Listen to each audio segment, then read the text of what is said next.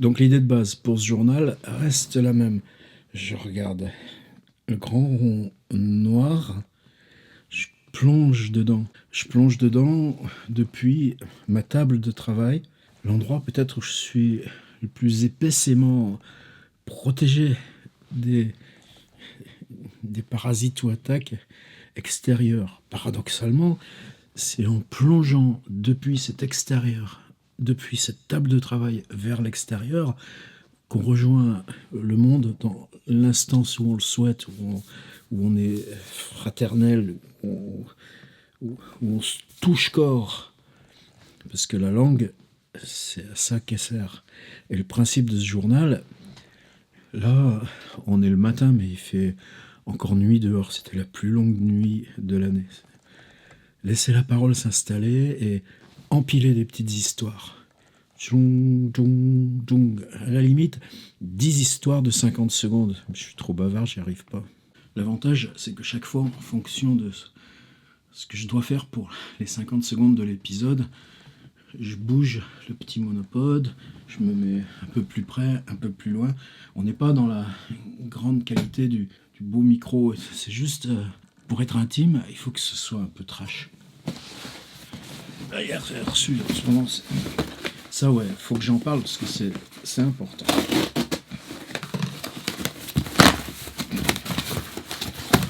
Comme dans le service de presse. Il y en a un presque prêt, je vais encore avoir les 7 ou 8 trucs. Eh ben non, toujours pas. Qu'est-ce que j'ai là? Mon livre Berlin 88, L'éternité par les astres de Blanqui. Et Jean Galmo. Jean Galmo, ça va être une vidéo spéciale. En fait, comme le colis est lourd, je croyais qu'il s'agissait du livre atelier d'écriture.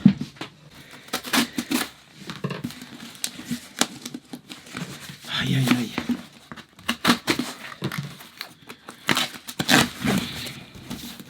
Ouais.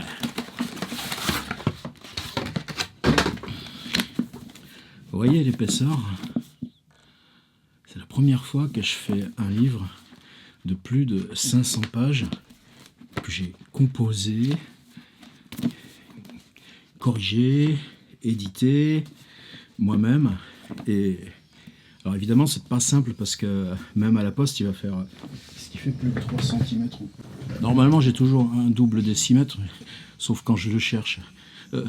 Il me sert aussi à me gratter le dos. Je vous parlerai d'une autre nuit. C'est le travail qu'on a fait cet été. Donc j'en ai 2. Et j'en attends 20 pour commencer à envoyer aux gens qui préfèrent le commander directement sur le site. Bah, ça va venir, espérons en tout cas. Qu'est-ce que c'est surprenant encore aujourd'hui de se trouver à faire, grâce au web, des expériences qu'on n'aurait jamais pu imaginer il y a même seulement 2 ans. 80 auteurs, 500 pages. Ben ouais, pour moi, ça y est, j'ai pris le chemin. Je deviens une maison d'édition complète, puisque je gère aussi les envois, les commandes. Mais ça, j'ai du mal. Alors, en quoi j'ai du mal? Quand vous le commandez sur Amazon, c'est tout simple, vous le recevez chez vous, et globalement, ouais, bah, ça m'arrange, quoi. Mais ce rapport personnel, petite dédicace, puis dire justement, je le reçois, donc je me suis commandé un petit stock de Jean Galmo, les 2 titres, et ben, je vais vous en parler, je vais vous raconter. Donc, ça y est, on est lancé dans autre chose. Par contre, il me faut mes stocks d'enveloppes, il faut que je reçoive le bon de commande, que je fasse une facture qui repart, il faut aller à la poste. Oh, ça par contre, je suis pas encore habitué, les mecs. Alors ça se bagarre un peu dans ma tête. Qu'est-ce que tu vas faire l'an prochain? Tu te mets beaucoup dans la maison d'édition, tu le fais à fond, et donc tu assumes aussi ce côté très concret. Bon, ça va se faire, je vais m'habituer, mais le problème, c'est que ça prend aussi vachement de place, ces trucs-là. Allez, épisode suivant. On n'est pas dans ce qui est arrivé par email sur l'ordi, je crois que j'ai pas grand-chose futur. Mais j'ai reçu un courrier postal, plus un courrier avec un chèque, c'est pas souvent. De quoi il s'agit? C'est que souvent, je rouscaille des éditeurs qui payent pas. Là, je reçois Verdier. Arrêté de compte sur relevé des contrats pour la période du 01-1-2017 au 31-12-2017, plus du 01-1-2016 au 31-12-2016. Alors Verdier, c'est compliqué parce que c'est une histoire intime, c'est une histoire qui a énormément compté, effectivement. C'est Pierre Michon qui, quand Jérôme Lindon voulait pas publier l'enterrement, parce que ce n'est pas un roman, et que j'avais réécrit, que Lindon l'avait refusé, parce que ce n'est pas un roman, que Michon m'avait emmené chez Verdier, et qu'avec Colette Olive et Gérard Bobillier, je pense une vraie amitié fraternelle, solide, et ça a énormément compté dans mon parcours. Prison, c'était toute une vie, puis Paysage Fer. Puis ensuite, quand je lui ai parlé du projet Rolling Stones, comment pour moi ce truc comptait, Bobillier m'a dit c'est un truc de petit bourgeois, ça. C'est encore Michon qui m'a dit si Bobillier il en veut pas, viens, je vais t'emmener chez Fayard. Verdier, ça fait 3 ans qu'il ne m'a pas payé. Donc là, on est en décembre 2018, donc il me paye pour décembre 2017. Donc on est en pleine légalité. Contrairement au Seuil, qui là on est en décembre 2018 et les paiements sont arrêtés en 12 2016. Mais l'autre jour sur Facebook, je me suis pris ma colère. J'ai dit comment j'avais dit ça, éditeur non payeur, boycotté, les tricheurs. Et là ça fait Dieu. Paf, 3 jours après, je reçois un machin. Alors évidemment, c'est pas beaucoup. C'est 231,38 €. Je sais bien la difficulté des livres. Je sais bien que même les Verdier, c'est pas parce que vous allez dans une librairie super pointue que vous trouverez plus d'un ou deux exemplaires à moi jaunis qui traînent dans les rayons. C'est plus là que ça se passe. Mais en même temps, c'est un contrat commercial. C'est un pacte. Moi, c'est justement, ils ont les droits. Donc moi, je suis même pas libre de reprendre mes livres. Si, je l'ai fait pour C'était toute une vie. Maintenant, il est chez Tiers Livre Éditeur. Et quelque part, pour moi, là, c'est aussi une bascule hyper importante. Je m'occupe moi-même de mes livres. C'est plus petit, ok, mais au moins, ma dignité est préservée. Alors, dignité avec Verdier, c'est pas ça. Mais, donc, d'accord, ils en ont pas vendu énorme. N'empêche que, quand ils m'envoient les trucs 2016...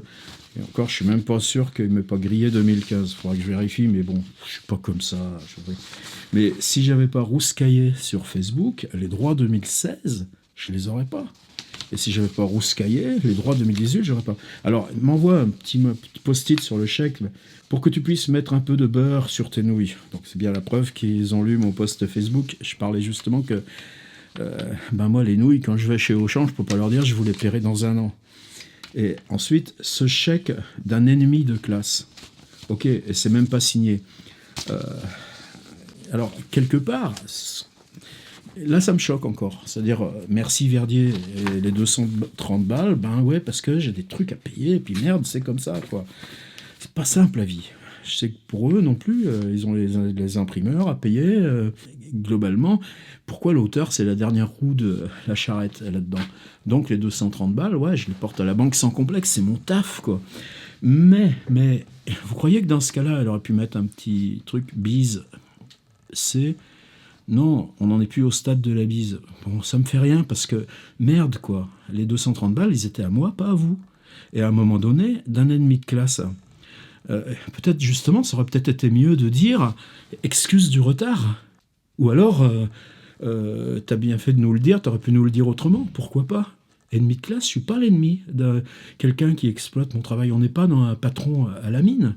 Simplement, vous me le devez, cette thune. Alors, ok, le petit post-it, c'est pas des excuses, c'est plus de l'amitié. Il y a quelque chose qui me choque. Bon, je suis pas en état de déchirer le truc et de dire, avec un post-it comme ça, les 230 balles, allez-vous les mettre où vous voulez. Je vais les dépenser dans mes outils du web. Mais quand même, fin de l'épisode. J'aime bien mon petit coin de boulot, j'ai poussé la table un peu plus en avant, et là j'ai une chaise tournante, j'ai les livres qui me servent, là. Lovecraft, c'est toujours un peu le cœur du travail, il y a les Michaud, il y a les trucs américains, tout ce qui est un peu cœur du travail, les bouquins, là j'ai une étagère où c'est les livres concernant la ville, et les livres concernant les rapports cinéma-image, et puis quelques auteurs qui sont vraiment dans le petit cercle le plus étroit. Wilhelm Flusser, Gilbert Simondon, et s'y rajoute en ce moment Judith Schlanger. Ça c'est juste pour vous dire du décor. Et puis donc, ma guitare là, celle-ci, qui est devenue la principale, petite guitare basse. Il y a des heures, mais ça fait une dizaine d'années, où j'ai besoin justement des vibrations basses qu'émet la guitare basse. Je suis nul, c'est pas la question. Je sais pas, je connais rien dans les harmoniques, même si je regarde beaucoup de vidéos de grands musiciens qui expliquent comment font leur truc, mais cette sensation physique, puis juste cette question de rythme. Bon, il y a une sorte de, pas de thérapie, mais de remise en chantier intérieur. Alors, c'est la deuxième partie de ce 4e épisode. Sur Facebook, il y a un type qui s'appelle Xavier Selva, j'en ai déjà parlé. Ça fait plusieurs mois que je le suis maintenant et on s'est même rencontré IRL. Et sa chronique Facebook, elle est intéressante parce que il est constamment dans cette région avec une caméra au point, c'est son taf. Mais précisément, ça l'amène aussi dans les théâtres, dans les initiatives alternatives, dans les festivals de musique. Et donc, il est sans cesse à arpenter dans un rayon de 100 bornes d'ici, y compris le coin de Nohant, Georges Sand. Là où moi, quand le TGV m'a pas embarqué pour le boulot, je suis là dans une espèce de caisse avec livres et que je bouge pas. Et l'autre jour, Xavier fait une de ses chroniques. Alors évidemment, et surtout, il y a plein de liens à chaque fois. Toutes les personnes qui peuvent taguer sur Facebook, il le fait. Ce qui veut dire que tout d'un coup, j'ai un accès à la vie régionale par ce qui se passe de création. C'est-à-dire, c'est surtout pas notre vieux journal usé, blanchi, qui s'appelle Nouvelle République, mais bon, je ne vais pas en parler mal puisque je le lis jamais. Quelque chose s'organise par Facebook qui crée un lien depuis la création, la même où peut-être qu'on passe dans le même supermarché, mais qu'on se voit pas. Et cette relation Facebook, territoire, et puis création dans la vie réelle, ça me pose vraiment... Alors là, Xavier accompagne avec Léa Toto, qui est quelqu'un avec qui j'ai partagé les ateliers d'écriture à Tours, qui continue de les faire, travaille au Centre dramatique régional, accueille une metteur en scène en résidence, et cette jeune femme propose du théâtre paysage. Évidemment, le concept de paysage, moi je le prends pleine face, quoi. Pas théâtre, j'en suis plus là. Et Xavier et Léa montre à cette jeune metteur en scène ce que sont les paysages urbains d'ici. Et Xavier propose une traversée d'est en ouest, c'est-à-dire qu'il part d'un lieu qui pour moi est totalement fétiche.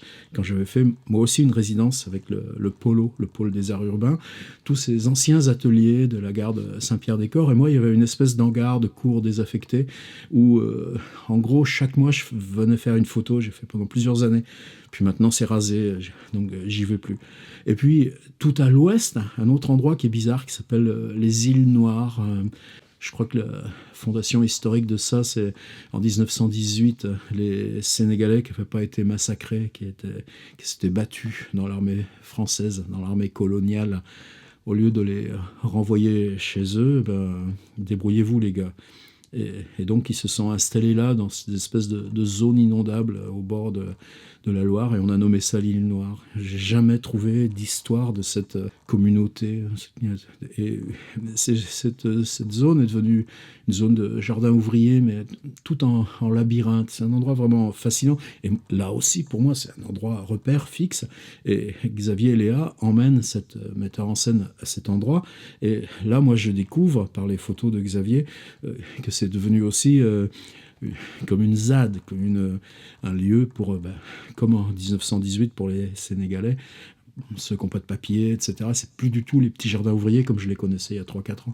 Et précisément, ça fait au moins 2 ans que j'y suis pas allé. Et là, tout d'un coup, c'était ça. Est-ce que c'est légitime, quand je suis ici, de passer des journées entières sans sortir de ma petite boîte? Ce rapport de la petite boîte où on travaille. Alors, est-ce que c'est ça mon théâtre? Et en quoi j'ai besoin? Bon, par exemple, les 2 semaines à Tel Aviv, hyper important pour à échelle de ma vie, tout simplement. Les 3 incursions dans Jérusalem, la voiture pour passer dans ces trucs de Jérusalem-Est. Bon, je sais, cette notion de paysage reste complètement au cœur de mon boulot. Mais les paysages qui sont là à 500 mètres, je les ignore, j'y vais plus. Tu me répondras, Xavier. Alors là, ça sert peut-être à rien que j'en parle, puisque hier, sans le faire exprès, En gros, je suis allé à Cergy, mais j'avais l'appareil photo restait dans mon sac. Et puis, juste le soir, il pleuvait, donc j'étais dans cet hôtel devenu Formule 1, et juste parce que je voulais casser la croûte dans ce qu'on trouve à Cergy, j'embarque l'appareil, et finalement, qu'est-ce que j'ai refait? J'ai refait des plans que j'avais déjà fait 30 fois, 40 fois. Bon, je crois que ma manière de filmer est différente. L'objectif que j'ai sur l'appareil est différent, et c'était plus pour questionner finalement l'objectif ou questionner ma propre pratique. C'est un des points aussi. Ça me tracasse, c'est-à-dire développer une habilité technique. Or, pareil, vendredi soir, j'étais avec un vieux copain Fabrice Cazeneuve, avec qui on a fait 4 films, dont Paysage Fer. Eh ben, on était toujours 4 sur le terrain. Il y avait Fabrice, l'opérateur Pierre Bourgeois, et quand on pouvait se le permettre, un ingé son, et puis ensuite c'était Jean-Pierre Bloch qui faisait le montage, et puis maintenant avec nos petits trucs là, il n'est plus question d'aller se faire humilier à la télé pour poser des dossiers pour des trucs, et puis tout ça est en train de s'effondrer qu'une espèce de vieille bouillasse. Et donc oui, notre sauvetage, il est là, aussi bien pour le livre que quelque part le défi que ça représente pour l'univers du film. Simplement, il faut tout faire. Simplement, il faut apprendre à gérer le montage, gérer la prise de vue, et qu'est-ce que je suis maladroit, qu'est-ce que je mets comme temps. Donc, c'est comme ce qu'on fait pour les abdos, ou ce qu'on devrait faire. Bon, silence. Dire, si on pratique pas l'outil tous les jours, comme la phrase, tout simplement, et ça c'est encore une autre question. Oh là là, ça devrait pas être comme ça mon truc, mais par exemple, dans les écoles de cinéma, on apprend aux jeunes à préparer des tournages, les produire, comment ça se passe sur un tournage, mais cette pratique de la caméra tous les jours, c'est pas quelque chose qui intéresse traditionnellement les cinéastes. Ils se servent de l'outil que quand ils sont sur des tournages. Bon, quel rapport avec Cergy? Donc, question de fatigue, de fin de trimestre, de marre du RER, et puis en même temps, les hôtels ont énormément grimpé en prix dans ce truc. Je pense que simplement, ils amènent des gens en bus de Roissy, des groupes, après ils vont faire la Tour Eiffel et tout le machin, donc c'est... Bon, sur Booking.com, je trouve un Formule 1 à 45 balles. Ah, bon, c'est déjà vachement plus cher qu'autrefois, mais je le prends. Par contre, je m'étonne, mais j'ai jamais vu de Formule 1 dans cette zone-là. Alors, je regarde mon Google Street View, juste simplement en appuyant sur la résa Booking, mais c'est hyper compliqué, parce que c'est des petites ruelles piétonnes, et puis le Google Street, lui, il se base sur l'étage souterrain, c'est-à-dire là où circulent les voitures. J'ai dit, bon, peut-être qu'il y a un Formule 1 et que j'ai jamais vu, tout simplement. Donc, c'était le soir, à 19h, je sors de cette école d'art, fatigué, normal, ils vous font pas trop de cadeaux, les mômes, mais c'est passionnant, aucun regret. Je trimballe ma petite valise à roulettes, comme d'hab, et là, qu'est-ce que je fais? Où il est, ce fichu Formule 1 que j'ai jamais vu? Et là, Google Street View, simplement, j'entre dans l'iPhone Cergy Formule 1 Trois Fontaines, et je clique, et puis le machin, je clique sur piéton, je clique sur itinéraire démarrer. C'est des trucs qu'on a complètement par réflexe. C'est-à-dire, au lieu d'interroger la réalité, on interroge l'outil qui vous fait cheminer dans la réalité. Bon, ça c'est nous tous, puis on ne veut pas épiloguer là-dessus, et le truc m'embarque me fait sortir de la zone où j'étais. Je passe sur l'espèce de pont piéton qui rejoint la fac, je passe une espèce de rond-point. Pourquoi pas? Tout ça, c'était toujours dans un mouchoir de poche, mais je voyais toujours pas de Formule 1, quoi. Par contre, tout d'un coup, je voyais le supermarché par l'arrière, je voyais ces espèces de saignées verticales pour les voitures qui s'enfoncent dans l'épaisseur de la dalle. Je les voyais autrement. Et là, même, j'ai regretté. J'ai dit, mais merde, pourquoi tu sors pas ton appareil de ton sac? J'ai dit, non, laisse tomber, laisse tomber. Là, tout de suite, je regrette. Et puis, ce truc me ramène. J'ai dit, mais merde, il peut pas y avoir de Formule 1 ici. Sur quoi je tombe? Mon même hôtel qui est toujours marqué Kyriade, celui dans lequel j'ai dormi une fois par semaine depuis 5 ans, 30 semaines par an, parce qu'on ne paye pas cher dans les écoles d'art, mais bon, j'entre pas non plus dans ces problématiques. Pour l'instant. Et Formule 1, le Kyriade était devenu Formule 1. Ça veut dire qu'ils étaient en plein chantier des rénovations de chambres parce que ils passent sous la norme du Kyriade. Ça va être un Ibis budget, les dormitoires à bas prix. Ils avaient déjà mis des photos sur le site. C'est pour ça aussi que je ne le reconnaissais pas parce qu'ils avaient fait des espèces de fausses photos pour montrer ce qu'ils étaient en train de fabriquer. Et là, je reviens dans l'hôtel, il était vers 9h10 et tout d'un coup, boum, plus d'électricité. Et tout d'un coup, le silence s'installe. C'est-à-dire ce qu'il y avait dans les chambres, peut-être des bruits de télé, des bruits de gens qui parlent. Soit il n'y avait plus qu'un signal d'alarme. Ça a duré 20 minutes, le signal d'alarme. Ça a duré 1h15, 1h20, jusqu'à 22h48. La coupure d'électricité totale. C'était la première fois que ça m'arrivait d'être dans un espace collectif de cette sorte. Puisqu'il y a 80 chambres par étage. Enfin, je ne sais pas combien il y a de chambres. Enfin, en tout cas, ça doit être 150 chambres, quelque chose comme ça. Mais dans cette espèce de nuit, de silence total, où évidemment, il n'y a pas de lampe électrique, il n'y a pas de bougie, il n'y a pas quoi que ce soit, que vous avez. Si, mais il y a toujours les loupiottes de l'iPhone. Je m'en suis pas servi. J'ai juste laissé l'ordi, j'étais allongé, l'ordi sur les genoux, et j'avais juste la lumière de l'ordi baissée au max. Du coup, ce moment de concentration était vachement important. Bon, ça a été aussi un moment de séparation. Voilà, c'est tout ce que j'avais à dire. C'était un complément de la vidéo. Hier matin, j'étais encore dans cette espèce de trouble. Comment vous cherchez quelque chose d'inconnu, vous vous promenez par des rues, des machins, et ça vous ramène pile à votre point de départ, simplement parce que l'objet inconnu, en fait, c'est l'objet connu qui a changé de nom. Et j'étais encore dans le trouble de ce passage au noir. Épisode suivant. Ah ouais, hier soir sur YouTube, je gâtais un petit peu, mais le cache pour le remettre en route, fallait que je passer par l'espace privé de gestion, j'avais pas pigé ça. Et donc j'ai loupé le moment où c'est passé de 599 999 vues à 600 000 vues. Ça n'a aucune importance, c'est Contron. En plus, par exemple, on a une étudiante cherchée sur YouTube, Purple Palace, P-U-R-P-L-E, plus loin P-A-L-A-C-E. C'est une étudiante américaine, Shaina, qui fait un blog sur sa vie, un vlog sur sa vie dans l'école. L'autre jour, elle est passée dans tous les trucs et dans tous les couloirs. Chaque fois qu'elle voyait un ou une étudiante, lui demandait, caméra en main, ce que j'oserais jamais faire avec mes étudiants. Comment tu t'habilles? Où t'as acheté le t-shirt? Où t'as acheté le slip? Où t'as acheté les chaussettes? Où t'as acheté les chaussures? Et tout d'un coup, là, cette espèce de sociologie de l'habillement, leur rapport par exemple au friperies, à l'occasion, toutes ces choses-là, évidemment, générationnellement, ça m'est totalement inaccessible. Et elle en est à 795 000 vues, donc 600 000 vues au bout de 3 ans de YouTube un petit peu continu, c'est rien du tout. N'empêche qu'à échelle de la littérature contemporaine, et puis pour moi, tout simplement, ça donne du courage, se dire, bon, on fait ça, mais justement, on ouvre ce dialogue intime. Et après, on est toujours, par exemple, se dire, si je parle de livres, là je travaille pour un truc qu'on fait à Lyon en janvier, je reparlerai Michel Lusso, Hyperlieu, là l'atelier d'écriture, c'était relire d'Antonio Tabucchi, c'est dire, si je parle de bouquins, évidemment tout d'un coup ça monte, ça solidifie, mais est-ce que j'ai vraiment envie de m'astreindre à des choses comme ça?